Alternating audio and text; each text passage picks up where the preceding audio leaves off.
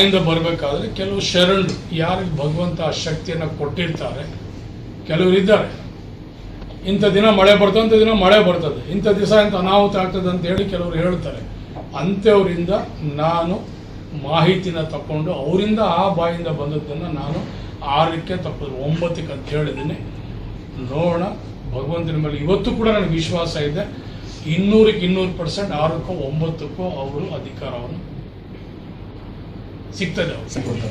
ಏನು ಹೇಳಕೊಳ್ಳಿ, ನಮ್ಮ ನಾಯಕರು ನಾವು ಅದನ್ನು ಆಲಿಸ್ಬೇಕಾಗ್ತದೆ, ನಾವು ಕೇಳಬೇಕಾಗ್ತದೆ. ಅವ್ರಿಗೆ ಆದಂಥ ಒಂದು ರೀತಿಯಲ್ಲಿ ಅವ್ರಿಗೆ ಒತ್ತಡ ಇರ್ತದೆ. ನಿಮ್ಮವರು ಯಾರೋ ಮಾತಾಡ್ತಾ ಇದ್ದಾರೆ ಅಂತ ಹೇಳ್ತಾರೆ, ನಾವು ಅದಕ್ಕೆಲ್ಲ ಬಿಟ್ಕೊಡೋದು ತಯಾರು ಇಲ್ಲ. ನಾವು ಅದಕ್ಕೆ ಹಿಂದೆ ಸರಿಯುವಂಥ ಕೆಲಸನೂ ಇಲ್ಲ.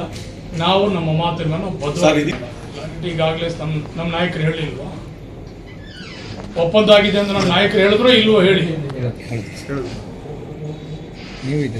ಒಪ್ಪಂದ ಆಗಿದ್ರೆ ಮಾತ್ರ ನಮ್ಮ ನಾಯಕರು ಹೇಳೋಕ್ಕೆ ಸಾಧ್ಯನೇ ಹೊರತು ಒಪ್ಪಂದ ಇಲ್ಲದ್ರೆ ಒಪ್ಪಂದ ಇಲ್ಲ ಅಂತ ಹೇಳ್ತಾರೆ.